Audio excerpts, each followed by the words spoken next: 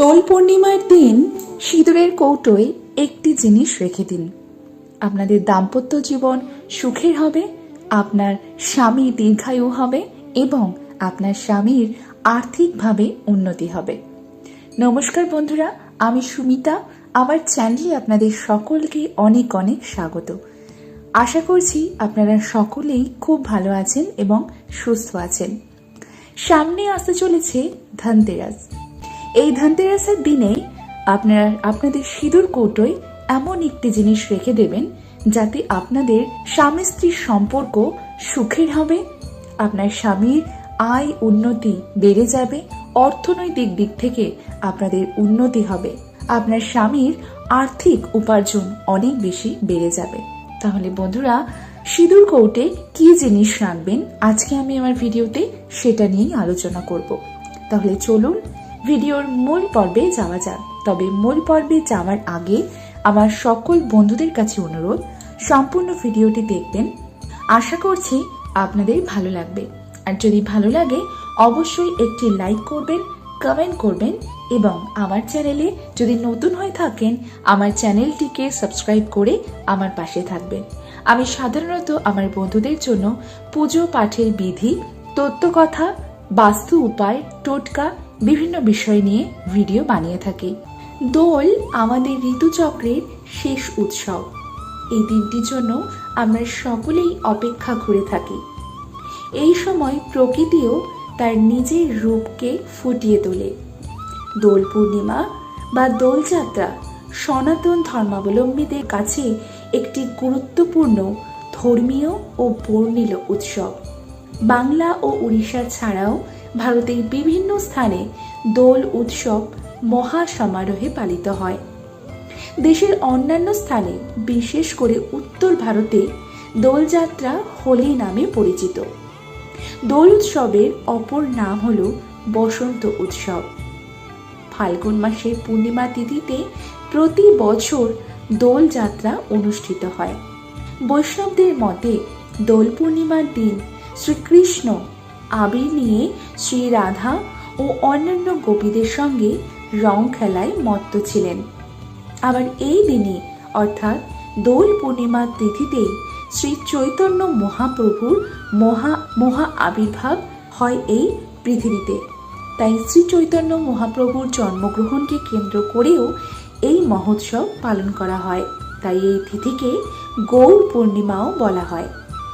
গৌর পূর্ণিমা বৈষ্ণবদের একটি উৎসব যা প্রধানত শ্রী চৈতন্য দেবের জন্মদিন হিসেবে পালিত হয়। গৌর পূর্ণিমার অর্থ গৌর বা সোনালী বর্ণের উজ্জ্বল চাঁদ, যা চৈতন্য দেবের প্রতীক। তার অনুগামীরা উপবাস থেকে চন্দ্রোদয়ের মাধ্যমে এই উৎসব পালন করে থাকেন। রঙের উৎসবে কম বেশি সামিল হন সকলেই। আর এই বিশেষ দিন উপলক্ষে বিভিন্ন জায়গায় পুজো হয়। দোল পূর্ণিমায় হিন্দু ধর্মের জন্য খুবই শুভ দিন একটি বলে মনে করা হয়। এই দিন রাধা কৃষ্ণের বিশেষ পুজো করা হয় এবং এই দিনটি যেহেতু পূর্ণিমা থাকে সেই জন্য মা লক্ষ্মীরও এই দিন বিশেষ পুজো করার রীতি প্রচলিত আছে।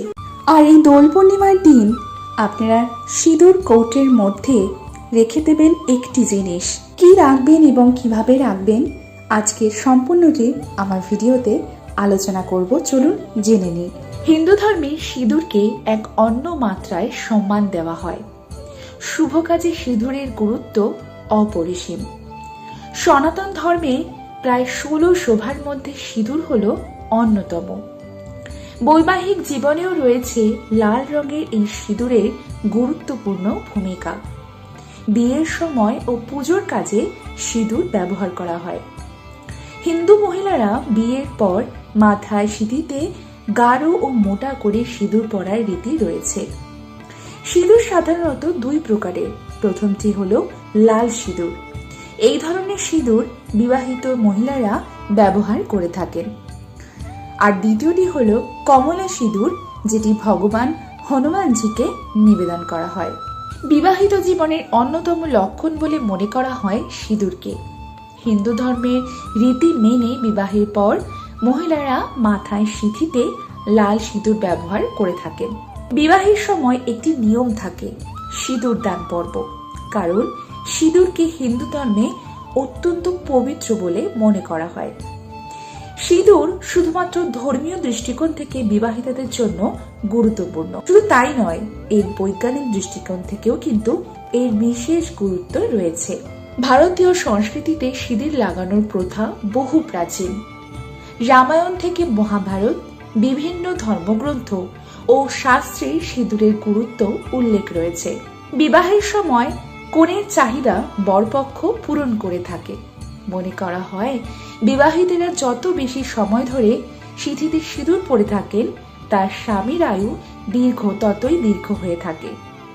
স্বামীর কল্যাণে ও পরিবারের মঙ্গলার্থে বিবাহিতরা প্রতিদিন স্নানের পর সিঁদুর দিয়ে নিজের সৌন্দর্য বাড়িয়ে তোলেন।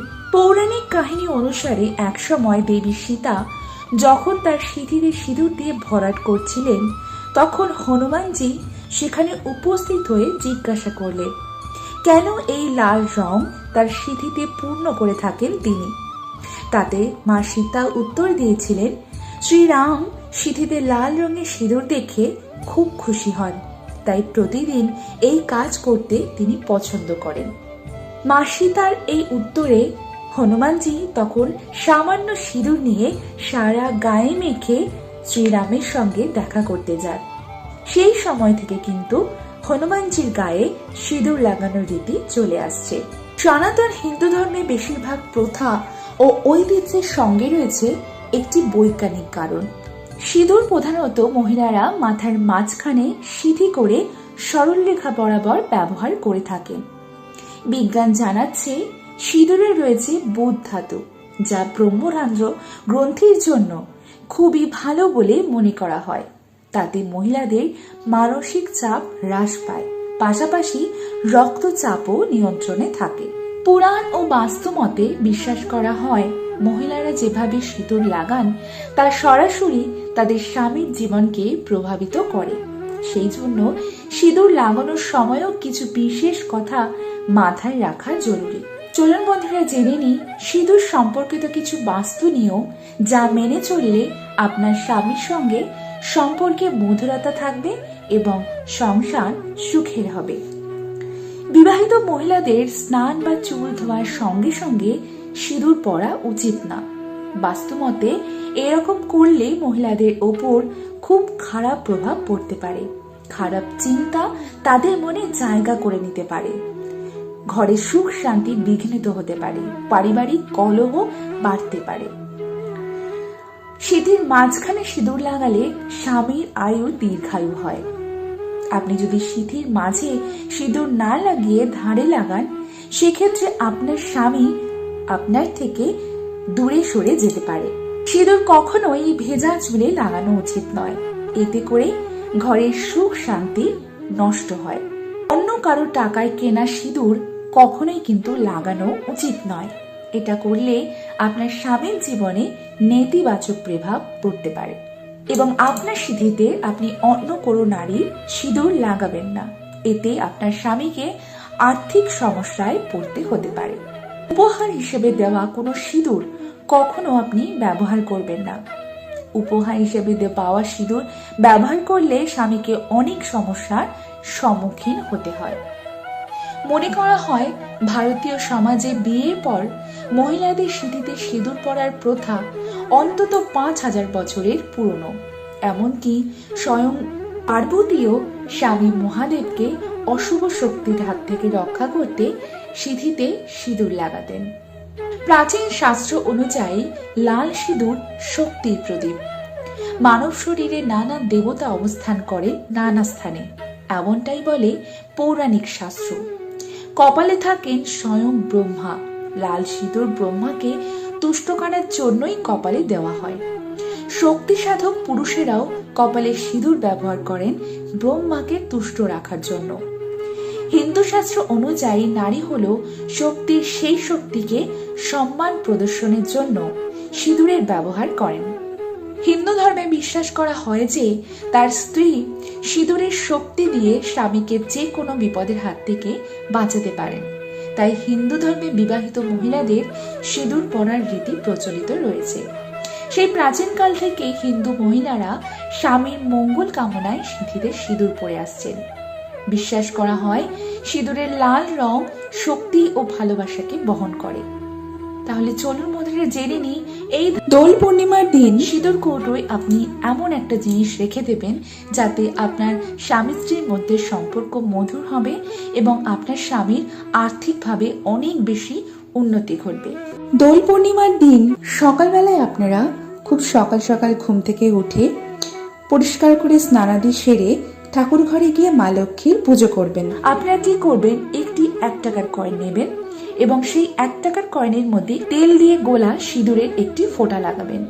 সেই 1 টাকার কয়েনটি দোল পূর্ণিমার দিন সকালবেলায় যখন আপনি পুজো করবেন তখন মা লক্ষ্মীকে মঙ্গল সামগ্রীর মধ্যে সেই 1 টাকার কয়েনটি মাকে অর্পণ করবেন এবং মায়ের পায়ের কাছে সেটি আপনারা রেখে দেবেন। এবং সন্ধেবেলায় যখন আপনারা সন্ধে পুজো দেবেন তখন আপনারা মা লক্ষ্মীর চরণের কাছ থেকে সেই 1 টাকাটি সংগ্রহ করবেন এবং সংগ্রহ করার পর আপনারা নিয়ে মায়ের পায়ের কাছ থেকে নিয়ে আপনাদের সিঁদুর কৌটোয় রেখে দেবেন এবং সেইখান থেকে আপনারা রোজ সিঁদুর ব্যবহার করবেন এবং সেই সিঁদুর আপনারা আপনার স্বামীকেও আপনার সিঁথিতে পরিয়ে দিতে বলতে পারেন। যদি এইরকম ভাবে আপনারা করতে পারেন তাহলে দেখবেন আপনার স্বামীর আর্থিকভাবে অনেক বেশি উন্নতি হবে। তবে বন্ধুরা অবশ্যই আমি কথাটি বলবো যে এই উপায়টি করুন না কেন অবশ্যই আপনারা মনে বিশ্বাস নিয়ে করবেন, কেননা মনে বিশ্বাস না থাকলে কিন্তু কোনো কিছুই সম্ভব হয় না। কথায় বলে বিশ্বাসে মেলায় বস্তু, তাই অবশ্যই বিশ্বাসের মাধ্যমে জন্য যদি কোনো আপনি কাজ করেন তাহলে সেই কাজ কিন্তু অবশ্যই ফলপ্রদায়ী হবে।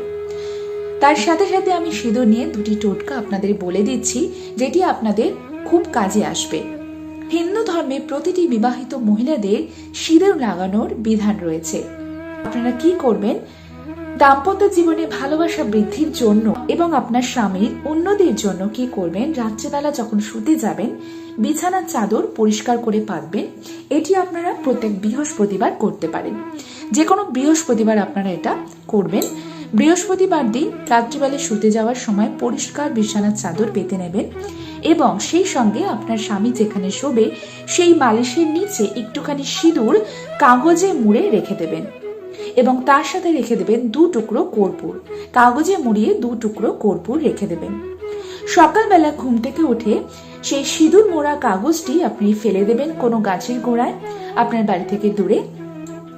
আর যে কর্পূর 2টি রেখেছিলেন সেটি সকালবেলা জ্বালিয়ে আপনি সমস্ত ঘরে দেখিয়ে দেবেন।